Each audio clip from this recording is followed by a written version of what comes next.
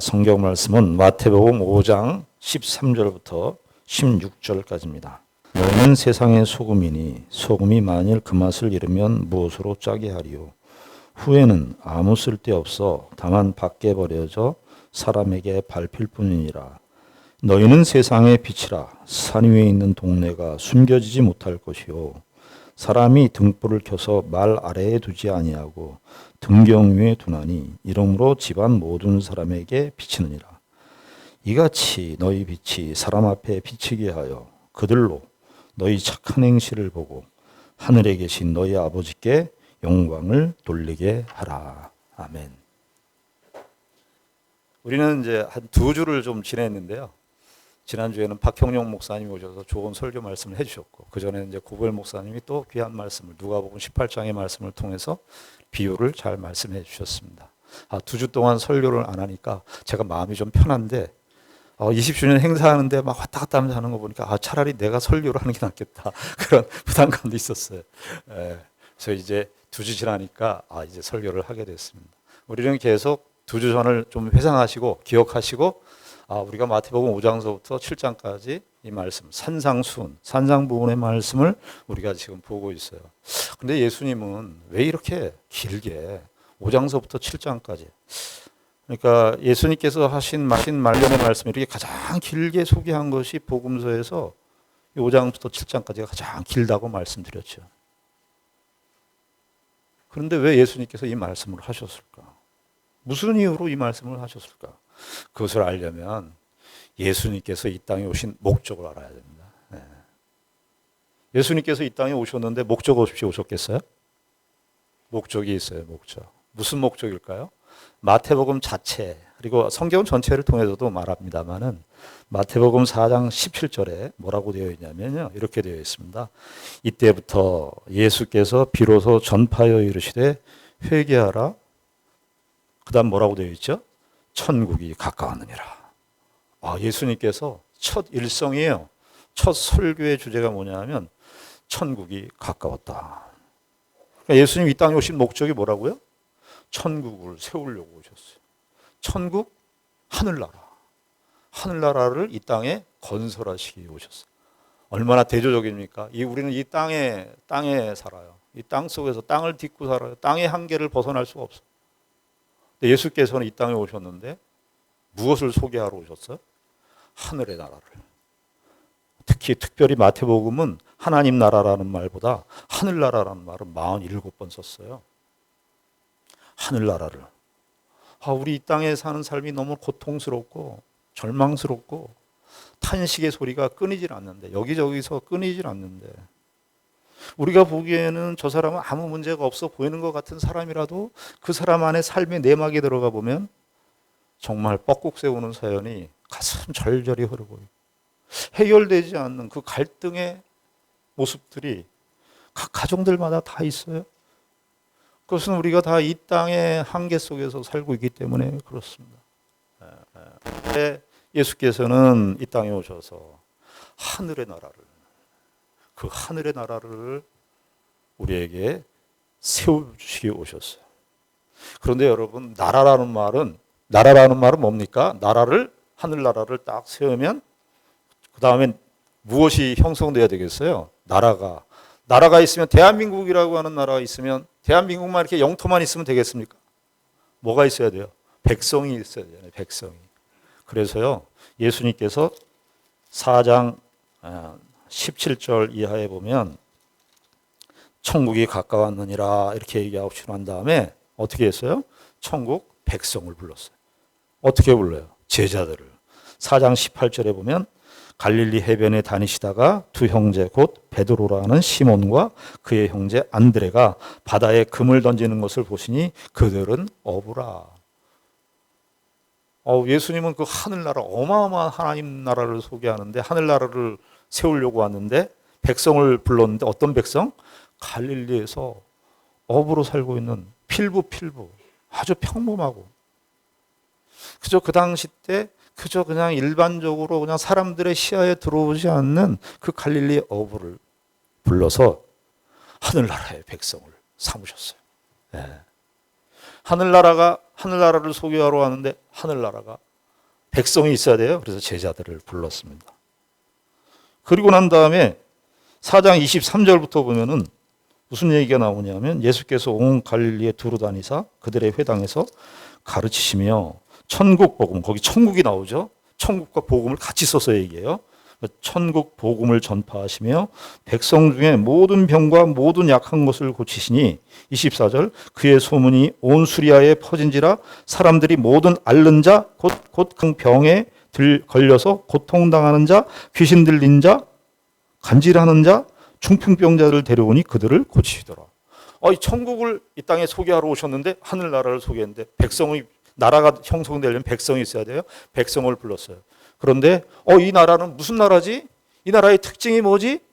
예수님이 몰고 오시는 예수님이 세우시는 이 천국은 어떤 특징을 보고 어떤 특성의 나라인가? 그걸 보여주시는데 온갖 병든 자를 치유하는 귀신 들린 자를 온전케 하는 그런 나라라 그렇게 말씀을 해주고 있는 거예요. 여기 귀신 들렸다 병 걸렸다 이것은요 그냥 귀신 들렸다 병 걸린 사람들 그냥 치유한다 그런 차원이 아니라 이 땅의 한계를 말하는 거예요.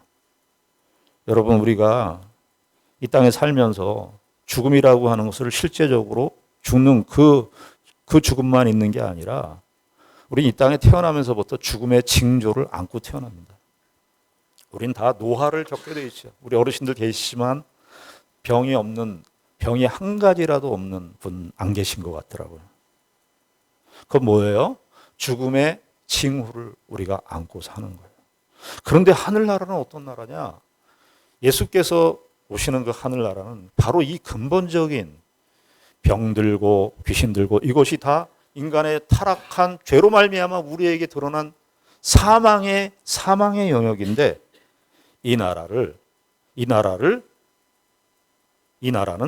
예수 그리스도께서 세우시는 이 나라는 이런 근본적인 죄악들을 없이 하는 나라. 그 나라의 특성을 예수님께서 설명해 주고 계신 거예요. 근데 여러분 복음서 보시면 예수님 시대 때 왜 이렇게 병든 자들이 많고 귀신 들린 자들이 많고 고통당하는 자들이 왜 이렇게 많고 예수님 지나가시다 보면 12알을 혈루증으로 앓는 여인이 예수님의 옷자락을 붙잡기도 하고 우리가 복음서에 이렇게 구체적인 숫자가 나와 있지 않지만 몇 명인지 알 수가 없을 정도로 많은 병자들, 귀신 들린 자들 이런 사람들이 예수님을 다 쫓아왔어. 왜 그랬을까? 예수님이 오시니까 이 땅의 문제가 다 드러나는 거예요. 예수님이 오시니까 땅의 문제가 다 드러나요. 여러분들 저희 어렸을 때 그런 거 아마 어르신들이 그런 거 겪었을 텐데 보셨을 텐데 저도 겪었는데 저희 초등학교 때 이불에 왜 이렇게 이가 많아요? 벼룩도 많고 빈대도 많고 그렇잖아요. 머리에도 이가 있었어요. 전 머리 빡빡 깎았던 기억 나요. 이가 막 있어가지고. 그런데 이 이가 말입니다. 저희 어머니가 어느 날 이불을 쫙 펴서 빨래줄에 딱 걸었더니 이들이 어떻게 돼요? 햇빛 있을 때 이들이 둘둘둘 다 떨어져서 보이더라고요. 이가 햇빛을 보니까 이의 정체가 다 드러나는 거예요. 예수님 시대 때 왜 그렇게 많은 병자들이 있고 왜 많은 그렇게 귀신 들린 자들이 있었는가? 예수님이 오니까 이 땅의 정체가 발각이 되는 거예요.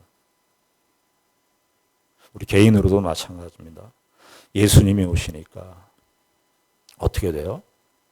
우리의 마음속에 사람들에게도 들키지 않는 그런 죄가 있는데 사람들이 알 수 없는 죄가 있는데 아내도 알 수 없는 죄가 있고 남편도 알 수 없는 그런 죄가 있는데 예수님이 오시니까 예수님을 만나니까 우리의 죄가 다 드러나는 거야. 그래서 예수님께서 이 땅에 천국을 나라를 세우러 오셨는데 제일 중요한 게 첫 번째 뭐예요? 백성이 있어야 되는 거예요. 그리고 그 나라가 어떤 특성을 보여주느냐? 죄와 사망 얼룩져 있는 이 세상 사람들을 온전히 치유해 주시는 나라구나. 이걸 보여주는 것이 마태복음 4장의 뒷부분이었어요.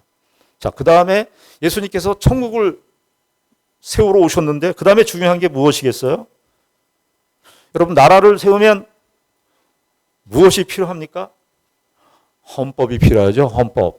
헌법이 법이 있어야 되잖아요. 나라가 있는데 법 없는 나라가 없습니다. 뭐 불문법이다, 성문법이라 이렇게 되어 있지만 나라들마다 다 법이 있습니다. 교통 신호를 빨간 불일 때 건너면 안 됩니다. 초록색 불일 때 건너야 됩니다. 자동차에 중앙선이 있어야 됩니다. 이런 질서들을 다 세우죠. 그런 법이 없으면 혼란스럽죠. 하나님 나라도 예수님께서 이 땅에 하늘나라를 소개하러 왔는데, 자, 백성도 모았어요. 백성도 모으고 계세요. 그리고 그 나라가 어떤 나라인지 보여주는 그 특성도 얘기하고 있어요. 그러면 그 다음에 중요한 것이 무엇이겠어요? 그 백성들이 천국 백성으로 어떻게 살아야 되느냐. 그 법을 소개해 주는 내용이 어떤 내용이다? 마태복음 5장서부터 7장까지의 이 산상수훈이에요. 그러니까 우리가 이 대한민국 사람이라면 대한민국의 헌법을 지켜야 되듯이 반드시 대한민국 사람들이 그 헌법을 지키면 그 사람들은 대한민국 사람들이구나. 이것이 드러나는 것처럼 우리가 천국 백성으로 부름을 받고 천국 백성 이제 확대돼 가지고 우리가 다 천국 백성이 되었는데 이 땅에서 천국 백성이 되었는데 천국 백성 된 것을 우리 쪽에서 그 백성들 쪽에서 백성들의 입장에서 이 천국 백성임을 무엇으로 천국 백성이냐를 드러내냐? 무엇으로 드러낸다고요? 그의 법으로 드러내야 되는데 그 법이 뭐라고요? 5장서부터 7장까지가 그 하나님 나라의 법입니다. 그런데요, 어떤 나라에 가면 미국의 영주권, 시민권 따기 너무 어렵잖아요. 그렇죠? 자격 조건이 너무 까다로워. 제 친구 목사님이 미국 간 지 오래됐는데 이제 영주권 나왔다고 페이스북에 올려서 자랑하고 있어요. 네, 영주권 나오는 게 너무 힘들어. 시민권은 더더욱 힘들고요. 요즘에 이제 트럼프 대통령이 되면서 더 어려워지는 것 같아요. 네. 그런데 천국은 그런 나라일까요? 천국의 자격 요건이라 그러면 뭐 하지만 자격 요건이 뭘까요? 그 우리가 지난번에 2주 전부터 가르쳤던 내용이 천국의 자격 요건이라 그러면 좀 뭐하지만 팔복의 내용이 천국에 들어오는 사람들 어떤 사람들이냐? 어떤 자격도 있고 뭐 어떤 실력도 있고 어떤 조건도 있고 그런 천국이 아니라 어떻게 시작하죠? 천국의 자격 조건이라고 그러면 뭐하지만 하여튼 그렇게 붙일 수밖에 없는데 누가 들어온다고요? 심령이 가난한 자. 세상은 어떤 클래스에 어떤 그 조직에 어떤 그룹에 들어가려면 요건들이 다 있어요. 하다못해 어떤 동호회를 들어가도 어떤 조건들이 다 있어요. 이 동네에 살아야 됩니다. 제가 동아솔레시티 아파트에 그 테니스장이 있는데요. 테니스 치고 싶어서 테니스에 들어갔는데 회원 가입하셔야 됩니다. 회원의 자격 조건이 동아솔레시티에 살아야 됩니다. 그래서 그때 최삼조 집사님 미국 가셨지만 최삼조 집사님의 거기에 거주한다는 명목으로 제가 회원에 가입이 된 적이 있어요. 우린 다 가입 조건 까다로워. 하나님 나라는 그런 나라인가요? 천국은 그런 나라인가요? 천국은 이상해요. 이 천국의 자격 요건은 가난한 자. 아무것도 인생과 삶에 있어서 자기를 신뢰할 만한 아무것도 없는 자들. 내가 소개하는 하늘나라는 이렇게 대단한 나라니까 이런 까다로운 조건이 너희들에게 있어야 돼. 이런 조건, 뭐 10가지에서 100가지의 조건이 다 성립이 돼야 돼. 세상은 그렇게 하는데 세상 나라의 방식은 그런 방식인데 하나님 나라, 하늘나라는 전혀 다른 거예요. 심령이 가난한 자. 천국이 저희의 곳입니다. 사실은 천국이 저희의 것임이라는 앞에 8복 첫 번째 복과 두 번째 복에 마지막 복에 이렇게 기록되어 있지만 사실은 천국이 다 거기에 들어가 있는 거예요. 애통하는 자. 내 인생이 너무나 괴롭고 내 힘으로 내 인생을 감당할 만한 능력이 도저히 없어서 하나님 내가 어떻게 살아야 될까요? 나는 하나님 외에는 답이 없습니다. 그렇게 통회하고 그런 자들에게 천국이 저희의 것입니다. 그렇게 말씀하신 거예요. 그래서 천국의 내용들이 팔복을 통해서 천국에 들어가는 사람들의 상태를 첫 번째 복에서 네 번째 복까지 딱 얘기하고 난 다음에 그 다음에 다섯 번째부터 여덟 번째 복까지는 뭐예요? 천국 백성들은 어떻게 살아야 되느냐? 그러면서 의를 추구하면서 살아야 된다. 긍휼히 여겨야 된다. 왜 그랬다 그랬죠? 우린 다 하나님의 은혜로 말미암아 긍휼히 받았기 때문에. 그래서 우리는 긍휼히 여기는 삶을 살아야 되고 뭐라고 그래요? 화평을 구하는 삶을 살아야 된다고 그랬습니다. 근데 이것이 매우 중요하다 그랬어요. 화평을 구하는 삶과 마지막에 의를 위하는 삶이 같이 매우 소중한 밀접한 관계가 있다고 말씀드렸습니다. 의를 막 추구하는데 사람을 죽여. 내가 의를 추구하는데 자꾸 사람과의 분리가 더 돼요. 그것은 기독교에서 말하는 천국의 모습이 아닙니다. 여러분, 쾌자가 들어간 말이 좋은 말이 많잖아요. 유쾌, 상쾌, 명쾌 이런 말들이 좋잖아요. 유쾌, 상쾌, 명쾌. 유쾌하다는 것은 기분이 유쾌하다는 것이고 상쾌하다 그러면 날씨가 좋으면 상쾌하고 그렇죠?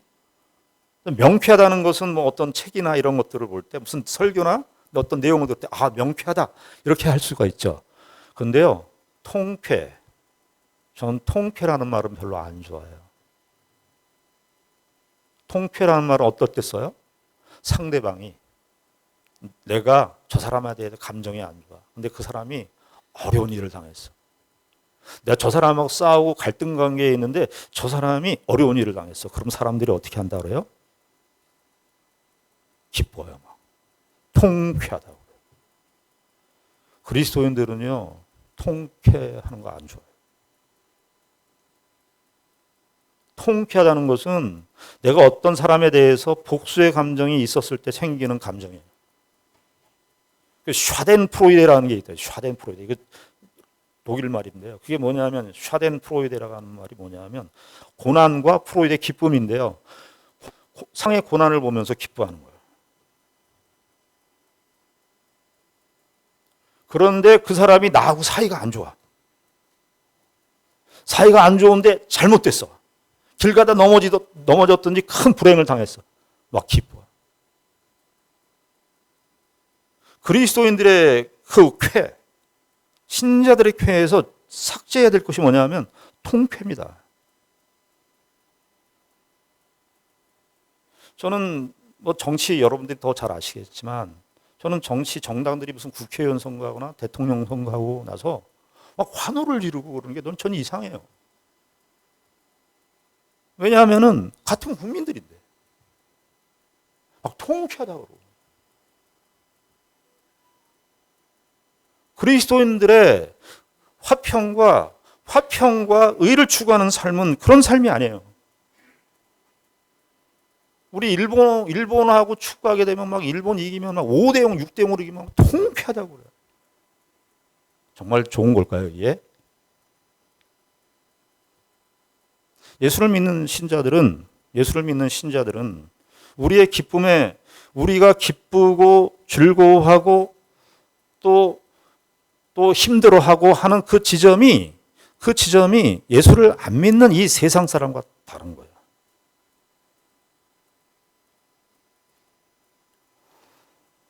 오늘 그래서 예수님께서 이 천국 시민들의 삶, 이 삶이 무엇인지를 팔복에서 말씀하시고 난 다음에 어떤 면에서 팔복의 결론이라고 할 수 있는 13절부터 16절까지 말씀했어요. 너희들은 이런 자다.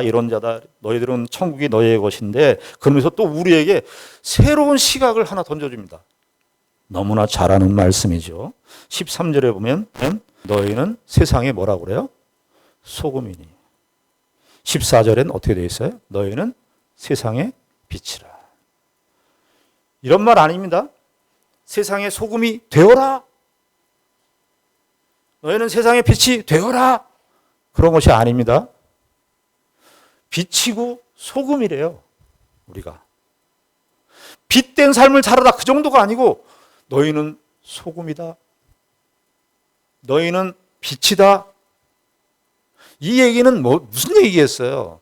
너희들은 소금이고 빛이라고 하는 그 관점으로 다 해석하고 살아야 된다. 그런 뜻입니다. 그런데요, 너무나 평범한 말씀, 잘 아는 말씀이지만 우리가 먼저 기억해야 될 것이 있어요. 여기 소금, 빛도 중요하지만 그 전에 있는 말씀, 세상의 소금, 세상의 빛이에요. 여러분들 소금끼리 모여 있으면 소금의 기능을 다 하는 겁니까? 소금이 막 소금끼리 모여 있어요. 그러면 소금이 막 소금끼리 모여 있어가지고 나는 내 소금이 더 굵어, 내 소금은 더 맛있어 이렇게 얘기해봐야 아무 의미가 없죠. 소금은 어디에 있어야 돼요? 세상에 있어야 된다는 거예요. 어떤 반찬에 김치를 만들든지 나물을 만들든지 뭐 국을 끓이든지 거기에 소금은 들어가 있어야 돼요. 소금은 빛도 마찬가지지만 소금과 빛은 그 존재로서만은 의미가 없어요. 자체의 존재로서의 삶을 확장시키는 것으로서는 소금과 빛은 의미가 없습니다.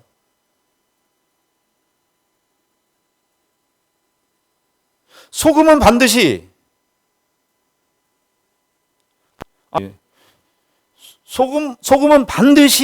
어떤 반찬에 들어가서 이렇게 소금에 두 가지 기능이 있잖아요. 크게 얘기하면 하나는 부패를 방지하는 것이고 두 번째는 음식의 맛을 내는 거예요. 소금은 녹아져 들어가야 돼요. 소금은 녹아져 들어가요. 근데 여러분 이 표현이 굉장히 중요해요. 예수님께서 세상의 소금이다. 근데 교회에서 소금 노릇하려고 그래요. 소금끼리 모여가지고 내 소금이 더 좋지. 내 소금은 나 육각형이야. 소금의 결정. 나 육각형이야. 난 사각형이야. 소금의 결정체가 어떤 모양인지 잘 모르겠어요. 나는 내 소금은 내 소금은 말이야. 금으로 만들어졌어. 금으로 만든 소금이야. 은으로 만든 소금이야. 아무 의미 없어요. 이 굉장히 중요한 교회 안에 소금 그거 아니에요? 소금끼리 모여서 뭘 하려고 그래? 소금끼리 모여서 빛이 빛끼리 모여서 어떻게 하겠다는 거예요? 누구 빛이 더 센가? 누구 빛이 더 약한가? 그러니까 우리가 신앙생활 하면서 가만히 보면은 이상한 거에 잡혀 있어요, 그냥. 이상한 거에 잡혀 있어가지고 거기에 잡혀 있어서 초점을 못 잡아요, 초점을. 소금 어디래요? 어디에서? 세상에. 빛 어디에서? 세상에서. 세상이라고요.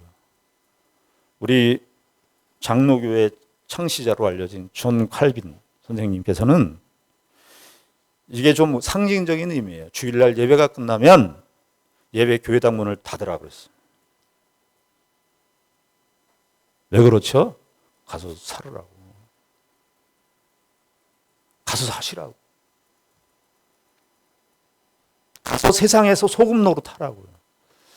그런데 보니까 저 어렸을 때부터 이제 교회 생활하고 그러다 보면 교회 신앙생활 저는 어렸을 때 그것이 신앙이 좋은 것이라고 생각을 했는데 가만히 보니까 세상에서 적응이 안 돼서 교회 오니까 교회 와서 기도하고 교회에서 성경 보고 교회에서 예배 드리고 하는 이것이 너무 좋아요. 그래서 그 교회 안에서는 몰라. 교회 안에서는 그래서 그분이 참 신앙이 좋다. 신앙이 훌륭하다. 야, 교회 생활 열심히 하시는구나. 교회에서 아주 사시는구나. 그분이 참 빛과 소금인 것 같다. 이렇게 생각을 했었어요. 그런데 뭡니까? 세상에 적응이 안 되는 거예요. 사회에 나가서, 직장에 나가서 거기서 적응이 안 되는 거예요. 거기서 어떻게 할 줄을 모르는 거예요. 그 분위기 속에서 어떻게 할 줄을 모르는 거예요. 제가 오늘 설교의 제목을 흑백과 칼라로 제목을 삼았습니다. 흑백 TV 우리 기억하시죠? 흑백 TV가 1980년대까지 흑백 TV를 봤더라고요. 그리고 80년대 이후에 들어서 칼라 TV, 80년도 12월 이후로 칼라 TV가 들어왔더라고요. 흑백 TV를 경험하신 분들은 꿈도 흑백으로 꾼다고 그러더라고요. 근데 우리 칼라 TV를 흑백 TV를 경험하지 않은 세대들은 꿈도 칼라로 꾼대요. 그런데 40년 동안, 80년에서 지금 2025년, 40여 년의 시간이 지났는데 세상은 변화돼서 이제 칼라의 시대로, 총천연색의 시대로 왔는데 우리의 신앙과 의식은 흑백의 수준을 못 넘어서요. 세상, 아니, 소금이 어떻게 돼요? 소금은 나물에도 들어가고, 김치에도 들어가고, 국에도 들어가고, 모든 음식에 소금이 이러는 거예요. 소금이 이러는 게 아니잖아요. 소금이 들어가서 남을 보고, 너희들 다 내 소금 돼. 너희들 남을 바꿔. 내 소금 나같이 돼야지. 김치 너 바꿔. 나 소금으로 돼야지. 그게 소금입니까? 소금은 어떤 영역, 그것이 김치가 됐든지 나물이 됐든지 국이 됐든지 무슨 짬뽕이 됐든지 짜장면이 됐든지 어떤 것이든지 거기에 들어가서 녹아서 그것이 진가가 드러나도록 하는 거예요. 그런데 우리는 세상은 이렇게 바뀌어서 다양한 QLED까지 나왔는 OLED 이렇게 나와가지고 LG하고 삼성하고 이렇게 방식이 틀리다는데 어떤 그 화면의 그 밀도에 따라서 그 색을 막 이렇게 드러내는. 그러니까 요즘에 여배우들도 이렇게 너무 힘들다는 거예요. 이렇게 너무 자세하게 나오니까 배우들이 힘들다는 거예요. 그 조그만 잡티까지 다 나온다는 거 아니에요? 그렇게 다양하게 컬러로 총천연색으로 다양해졌는데 우리의 신앙은 우리의 의식은 흑백의 수준을 못 벗어나요. 옳고 그른 거. 잘했지 못했지. 너 성공과 실패. 여기를 못 넘어요. 그래서 그리스도인들이 제일 못하는 게 뭐냐면 묻히는 걸 못해요. 묻히는 걸. 거기서 들어가서 묻혀야죠. 빛은 또 뭡니까? 빛은 또 뭐예요? 빛은 빛 자체로서 존재 같은 거예요. 빛은 어두움을 비치는 거예요. 그런데 여러분 빛이 들어와서 모든 나무의 색깔, 요즘에 제가 저 뒷산 다시 다니기 시작했는데요. 그럼 빛이 있으니까 태양이 뜨니까 나무의 색깔, 가을과 겨울을 이렇게 보내온 그 낙엽의 그 연한 그 갈색 색깔, 땅의 색깔 다 차이가 있더라고요. 무엇이 있어서 그 색을 다 드러낼까요? 빛이 있어서. 오늘 여러분들 우리 다 색깔의 시대를 살고 있습니다. 우리의 공간이라고 하는 것은 색깔의 공간이라고 해도 과언이 아닙니다. 여러분 다 보십시오. 오늘 저는 이게 권색입니다. 그렇죠?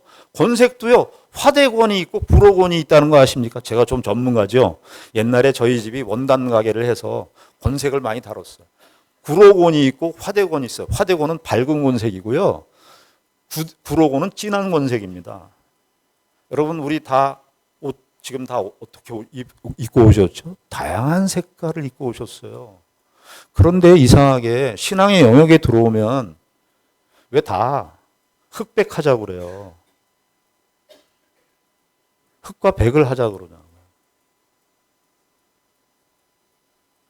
그리고 신앙생활 하면서 자꾸 내 쪽으로 끌어오려고 그러냐고요. 빛과 소금은 그 속에서 그 자체만으로는 그 존재의 가치를 드러낼 수가 없어요.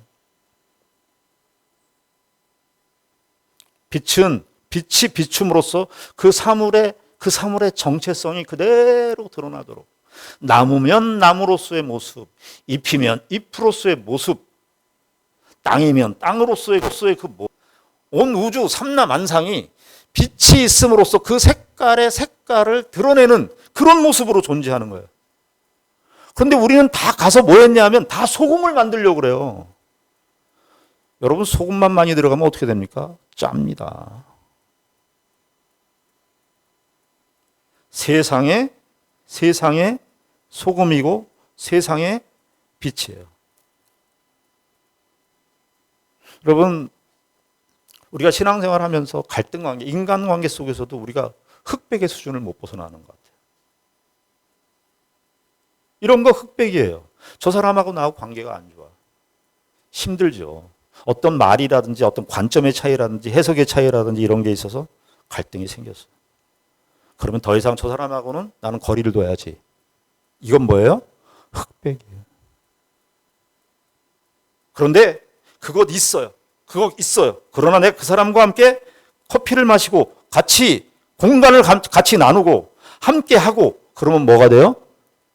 칼라가 되는 겁니다. 그 다음을 볼 수 있게 되는 거예요. 하나님께서는 우리를 빛과 소금이라고 이렇게 불러주셨을 때 너희들 이 풍성한 삶을 누리라고. 우린 상처 때문에 흑백을 못 벗어나요. 그 상처의 경험이 너무 커서.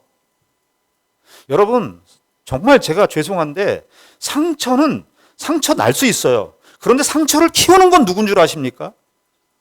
내가 키웁니다. 사탄의 노림수죠. 아니에요. 우리는 그 다음을 못 넘어가요. 이게 넘어가는 이게 있어야 돼요. 어느 훌륭한 아버님이 계시는데 돌아가실 때가 됐습니다. 근데 아들에게 이제 유언을 하겠다고 아들을 오라고 그랬어요. 근데 아들은 이제 결혼한 지 얼마 안 돼서 깐난쟁이 2살짜리 난 애하고 와이프하고 같이 살고 있는 거예요. 아버님께서 아버지도 아주 존경한 아들인데 아버님이 아들을 불러놓고 유언을 합니다. 야, 내가 너에게 내가 중요하게 유언할 게 있어. 아들이 귀를 쫑긋하지요. 이렇게 얘기합니다. 너는 앞으로 살아갈 때 어떤 사건이나 어떤 사람들하고 만날 때 이것만 명심해라. 다른 건 말 안 하겠다. 얘 뭘 명심할까요?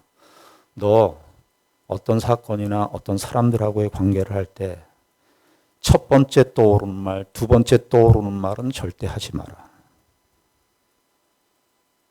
세 번째 떠오르는 말을 해라. 그 말을 아들이 유언이니까 깊이 새겨들었어요. 그리고 더운 여름날이 됐습니다. 자기 아내와 함께 그 2살배기 그 애와 함께 소풍을 갔습니다. 그런데 소풍을 가면서 아이스박스에 애 우유를 먹여야 되니까 우유통을 거기다 넣었어요. 아이스박스에. 그런데 거기에 도착해서 소풍 가려고 했던 그 캠핑장에 도착해서 보니까 우유를 먹이려고 그러는데 우유가 상해 있었어요. 아이스박스에 얼음을 안 넣은 겁니다. 자, 질문 드리겠습니다. 이때 남편이 아내에게 하는 첫 번째 말이 뭐겠어요? 첫 번째 떠오르는 말이 뭐겠습니까? 첫 번째 떠오르는 말. 왜 우유 안 넣었어? 왜 왜 얼음을 안 넣었어? 그랬겠죠. 왜 얼음을 안 넣었어? 이게 첫 번째 떠오르는 말이겠죠. 두 번째 무슨 말이 떠오를까요? 두 번째 떠오르는 말. 제가 어려운 질문 하나요? 이 얘기했을 거예요. 제 추측컨대. 저도 첫 번째 말, 두 번째 말 많이 하고 살았으니까. 두 번째 떠오르는 말은 내가 오기 전부터 얘기했잖아. 오기 전부터 얘기했는데 그걸 안 넣었어. 두 번째 떠오르는 말이겠죠. 이 남편이 이 첫 번째 말, 두 번째 말을 안 했어요. 세 번째 떠오르는 말이 뭐겠어요? 세 번째 여러분들은 무슨 말이 떠오르겠습니까? 괜찮아. 그럴 수 있지. 이게 세 번째 말일 수 있어요. 그런 말도 굉장히 훌륭한 말이에요. 괜찮아. 그럴 수 있지. 세 번째 말이 이 남편이 멋있게 말했어요. 어떻게 말할게요? 이 사람은 꼭 저 같아요. 뭐라고 말했을 것 같습니까?